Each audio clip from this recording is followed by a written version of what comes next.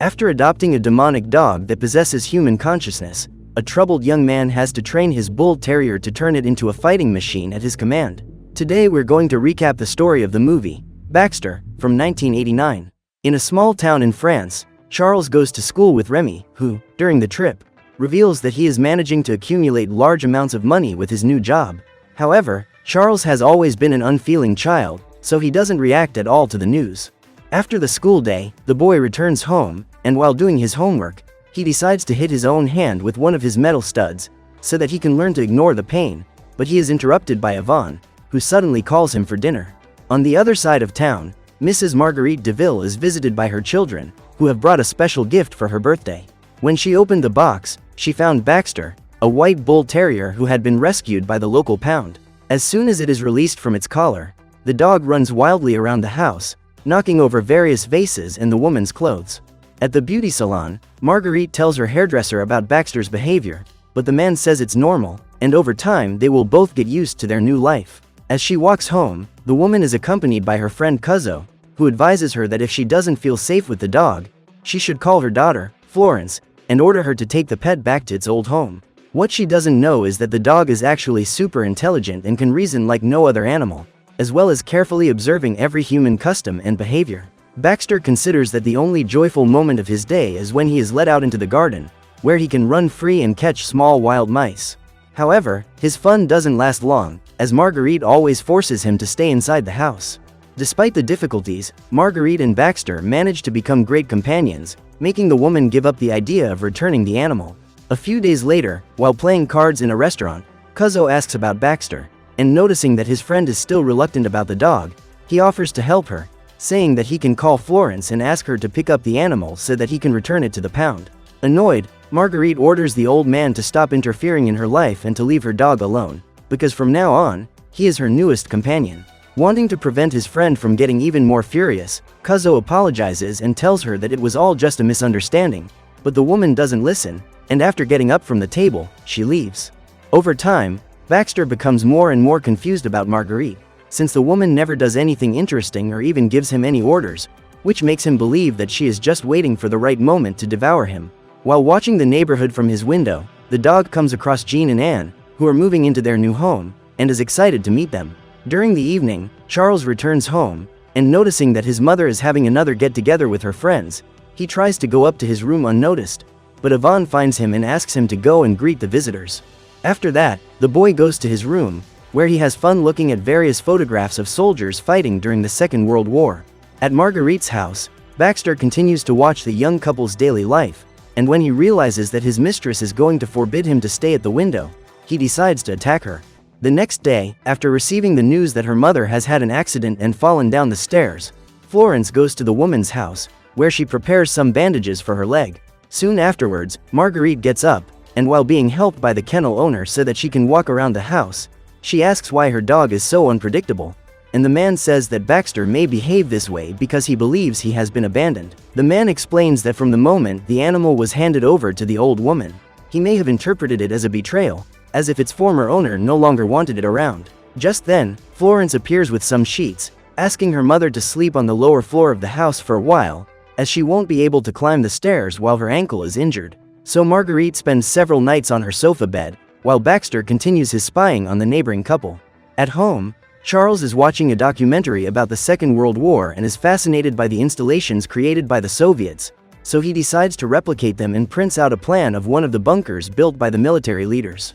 In the morning, Cuzzo goes to the beauty salon and asks about Marguerite's whereabouts, but the hairdresser replies that he doesn't know where the woman is, as she hasn't booked her haircuts for the last 3 weeks. When he hears this, the old man gets worried and goes to the old woman's house, but as soon as she notices Cuzzo's presence, she decides to avoid him and closes all the windows so as not to be noticed by her friend. Several days pass, and Baxter realizes that Marguerite is being even more affected by the extreme loneliness, which alters her behavior and causes her to block the stairs with several planks of wood, forcing the dog to always be close to its owner. Realizing that the old lady won't answer him, Cuzzo decides to go home, where he calls Marguerite, but she persists in ignoring him and goes to take her bath. Wanting to get even closer to her pet, the woman pulls him into the bathtub, but Baxter becomes desperate, and after fleeing the room, he climbs the stairs. Feeling guilty about what she has just done, Marguerite goes to her dog and tries to climb the stairs while apologizing for scaring him, saying that she will prepare a tasty snack and let him play in the garden for a while. The next day, Kuzo is still extremely worried about his friend, as he believes she may be in some kind of danger. For this reason, he decides to visit her once again, destroying the door so that he can enter the house. This causes Baxter to flee the scene.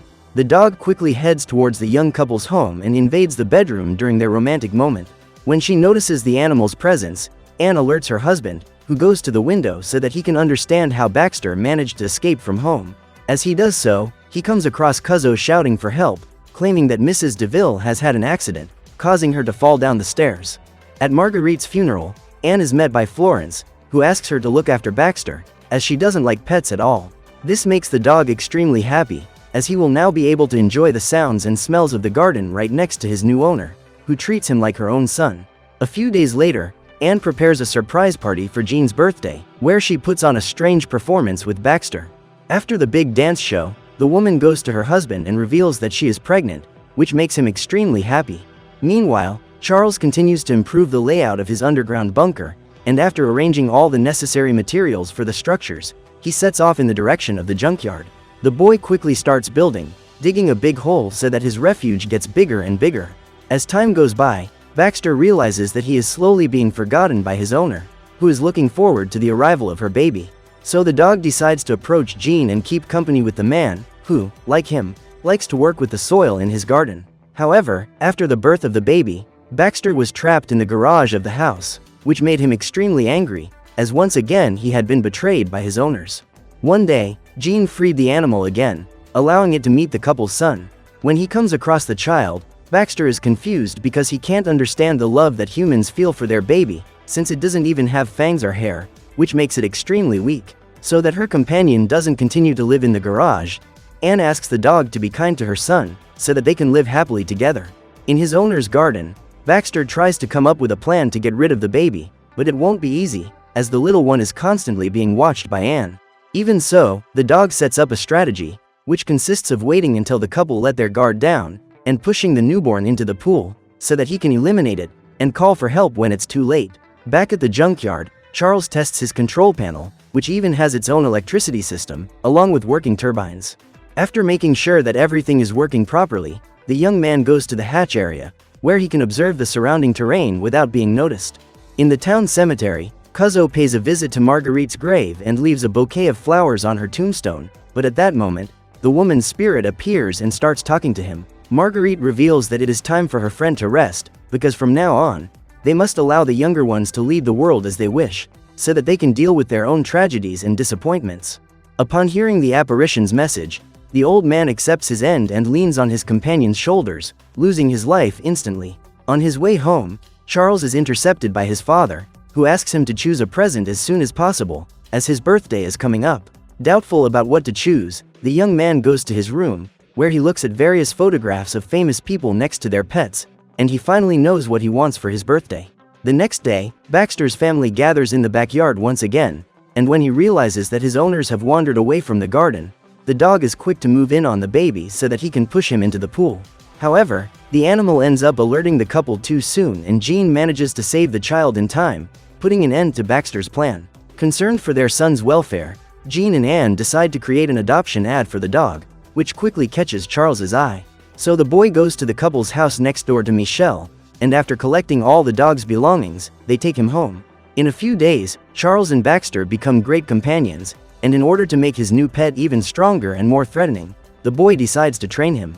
While training his attacks on rag dolls and running along the roads alongside his new owner, Baxter realizes that he has finally found the human he has been dreaming of, and from now on, he will be happy by his side. Over time, Charles improves his dog skills more and more, and he feels comfortable taking orders at all times. During another of his trips on the school bus, the boy continues his collection of war photographs, but is interrupted by Eva, who asks to sit next to him. Since she has strong feelings for Charles, the girl tries to get closer, but when she realizes that the young man doesn't pay any attention to her, she gives up talking to him and leaves. On his way back to his secret bunker, Charles notices a vehicle coming towards the junkyard and decides to go out and find out what's going on. As he approaches, the young man realizes that Baxter is under the truck, which makes the driver furious. After calming the out-of-control animal, The man tells Charles that he mustn't let his dog off its leash, as this could cause him serious problems in the future. At that moment, the boy realizes that Eva is inside the vehicle, and the girl reveals that this is actually her father, who has come to pick up some objects around the place. Noticing that the grumpy old man is returning, the young woman tells him that she's going to take her dog for a walk later, and thanks to that, she'll be able to pay her friend a visit. In the middle of the night, the truck driver returns home, and when he realizes that Eva is wearing his wife's clothes, he becomes furious and asks her where she intends to go.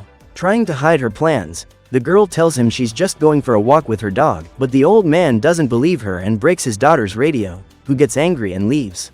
Soon afterwards, the young woman goes to the junkyard, and realizing that her friend is approaching, Charles locks Baxter in the bunker to prevent his companion from interrupting the meeting. As they enjoy the scenery, Eva reveals that she wants to leave the city and live with her mother, who, like her, left because she couldn't stand living with her father, who often disrespected them. During the conversation, Baxter starts barking non-stop, and when asked about having imprisoned his animal, Charles tells him that he's just preventing his friend from being disturbed by the dog.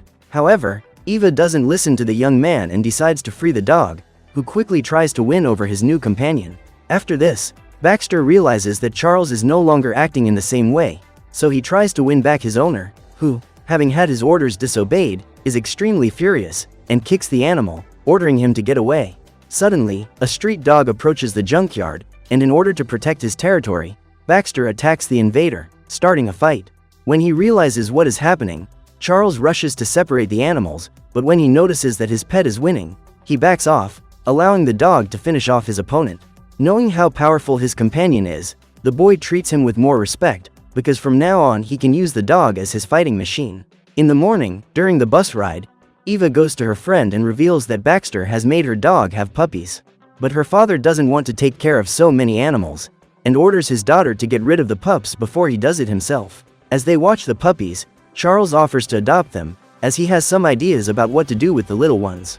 The next day, while surveying the area around his bunker, the boy comes across Remy, who continues his hobby of collecting cans to get money. Trying to find some recycling in the midst of all that rubble, the boy decides to climb down into the hole in the ground, at which point Charles appears, ordering Baxter to attack his friend while he removes the ladder from the hole. Desperate, Remy begs the young man to let him go, but Charles ignores him and orders his animal to eliminate the boy once and for all.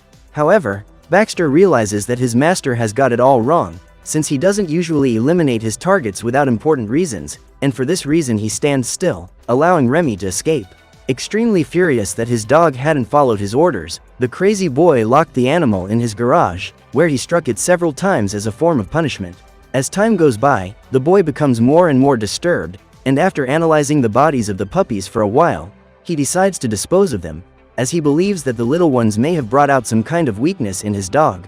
Now that he has been left outside the junkyard hungry and thirsty, Baxter becomes desperate, causing his natural instincts to return, and he runs off sniffing for the traces of his missing puppies.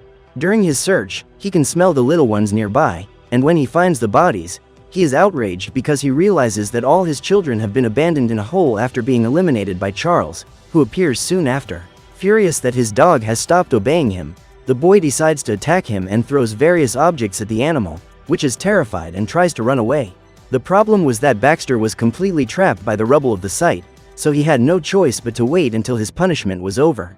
With the aim of finishing it off once and for all, the boy picks up a large metal barrel and tries to throw it at his target, but the weight causes him to become unbalanced and slip down the slope, falling right in front of the animal.